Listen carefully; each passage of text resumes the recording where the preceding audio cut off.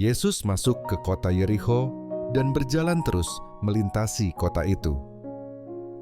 Di situ ada seorang bernama Zakheus, kepala pemungut cukai, dan ia seorang yang kaya.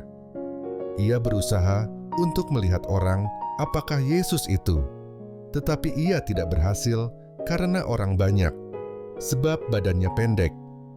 Maka berlarilah ia mendahului orang banyak, lalu memanjat pohon ara untuk melihat Yesus yang akan lewat di situ. Ketika Yesus sampai ke tempat itu, ia melihat ke atas dan berkata, "Zakheus, segeralah turun, sebab hari ini aku harus menumpang di rumahmu." Lalu Zakheus segera turun dan menerima Yesus dengan sukacita. Tetapi semua orang yang melihat hal itu bersungut-sungut. Katanya, ia menumpang di rumah orang berdosa. Tetapi Zakheus berdiri dan berkata kepada Tuhan, "Tuhan, setengah dari milikku akan kuberikan kepada orang miskin, dan sekiranya ada sesuatu yang kuperas dari seseorang, akan kukembalikan 4 kali lipat." Kata Yesus kepadanya, "Hari ini telah terjadi keselamatan kepada rumah ini, karena orang ini pun anak Abraham. Sebab Anak Manusia datang untuk mencari dan menyelamatkan yang hilang." Untuk mereka yang mendengarkan, dia di situ, Yesus melanjutkan perkataannya dengan suatu perumpamaan, sebab ia sudah dekat Yerusalem dan mereka menyangka bahwa kerajaan Allah akan segera kelihatan. Maka ia berkata, "Ada seorang bangsawan berangkat ke sebuah negeri yang jauh untuk dinobatkan menjadi raja di situ, dan setelah itu baru kembali. Ia memanggil 10 orang hambanya dan memberikan 10 mina kepada mereka. Katanya, 'Pakailah ini untuk berdagang sampai aku datang kembali.' Akan tetapi, orang-orang sebangsanya membenci dia, lalu mengirimkan utusan menyusul dia untuk mengatakan, 'Kami tidak mau orang ini menjadi raja atas kami.' Dan terjadilah, ketika ia kembali, setelah ia dinobatkan menjadi raja, ia menyuruh memanggil hamba-hambanya yang telah diberinya uang itu untuk mengetahui berapa hasil dagang mereka masing-masing. Orang yang pertama datang dan berkata, 'Tuan, mina Tuan yang satu itu telah menghasilkan 10 mina.' Katanya kepada orang itu, 'Baik sekali perbuatanmu itu, hai hamba yang baik, engkau telah setia dalam perkara kecil, karena itu terimalah kekuasaan atas 10 kota.' Datanglah yang kedua dan berkata, 'Tuan, mina Tuan telah menghasilkan 5 mina.' Katanya kepada orang itu, 'Dan engkau kuasailah 5 kota.' Dan hamba yang ketiga datang dan berkata, 'Tuan, inilah mina Tuan. Aku telah menyimpannya dalam sapu tangan, sebab aku takut akan Tuan, karena Tuan adalah manusia yang keras. Tuan mengambil apa yang tidak pernah Tuan taruh, dan Tuan menuai apa yang tidak Tuan tabur.' Katanya kepada orang itu, 'Hai hamba yang jahat, aku akan menghakimi engkau menurut perkataanmu sendiri. Engkau sudah tahu bahwa aku adalah orang yang keras, yang mengambil apa yang tidak pernah aku taruh dan menuai apa yang tidak aku tabur. Jika demikian, mengapa uangku itu tidak kau berikan kepada orang yang menjalankan uang? Maka sekembaliku, aku dapat mengambilnya serta dengan bunganya.'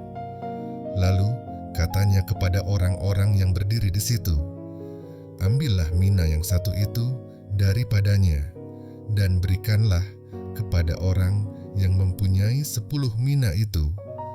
Kata mereka kepadanya, 'Tuan, ia sudah mempunyai 10 mina.' Jawabnya, 'Aku berkata kepadamu, setiap orang yang mempunyai, kepadanya akan diberi, Tetapi siapa yang tidak mempunyai, daripadanya akan diambil juga apa yang ada padanya. Akan tetapi, semua seteruku ini yang tidak suka aku menjadi rajanya, bawalah mereka kemari dan bunuhlah mereka di depan mataku." Dan setelah mengatakan semuanya itu, Yesus mendahului mereka dan meneruskan perjalanannya ke Yerusalem. Ketika ia telah dekat Betfage dan Betania, yang terletak di gunung yang bernama Bukit Zaitun, Yesus menyuruh 2 orang muridnya dengan pesan, "Pergilah ke kampung yang di depanmu itu. Pada waktu kamu masuk di situ, kamu akan mendapati seekor keledai muda tertambat yang belum pernah ditunggangi orang. Lepaskanlah keledai itu dan bawalah kemari. Dan jika ada orang bertanya kepadamu, 'Mengapa kamu melepaskannya?' jawablah begini, 'Tuhan memerlukannya.'"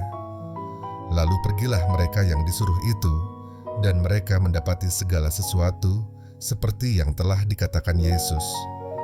Ketika mereka melepaskan keledai itu, berkatalah orang yang empunya keledai itu, "Mengapa kamu melepaskan keledai itu?"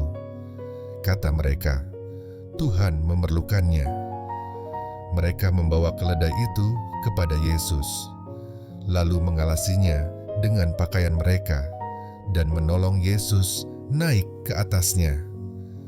Dan sementara Yesus mengendarai keledai itu, mereka menghamparkan pakaiannya di jalan. Ketika ia dekat Yerusalem, di tempat jalan menurun dari Bukit Zaitun, mulailah semua murid yang mengiringi dia bergembira dan memuji Allah dengan suara nyaring oleh karena segala mujizat yang telah mereka lihat. Kata mereka, "Diberkatilah dia yang datang sebagai Raja dalam nama Tuhan. Damai sejahtera di sorga dan kemuliaan di tempat yang maha tinggi." Beberapa orang Farisi yang turut dengan orang banyak itu berkata kepada Yesus, "Guru, tegurlah murid-muridmu itu." Jawabnya, "Aku berkata kepadamu, jika mereka ini diam, maka batu ini akan berteriak."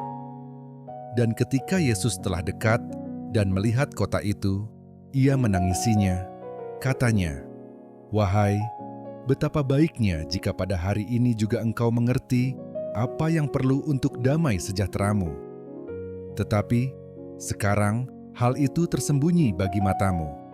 Sebab akan datang harinya bahwa musuhmu akan mengelilingi engkau dengan kubu, lalu mengepung engkau dan menghimpit engkau dari segala jurusan, dan mereka akan membinasakan engkau beserta dengan pendudukmu, dan pada tembokmu mereka tidak akan membiarkan satu batu pun tinggal terletak di atas batu yang lain, karena engkau tidak mengetahui saat bila mana Allah melawat engkau."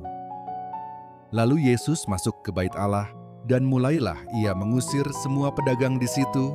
Katanya kepada mereka, "Ada tertulis, 'Rumahku adalah rumah doa,' tetapi kamu menjadikannya sarang penyamun." Tiap-tiap hari ia mengajar di dalam bait Allah. Imam-imam kepala dan ahli-ahli Taurat, serta orang-orang terkemuka dari bangsa Israel berusaha untuk membinasakan dia. Tetapi mereka tidak tahu bagaimana harus melakukannya, sebab seluruh rakyat terpikat kepadanya dan ingin mendengarkan dia.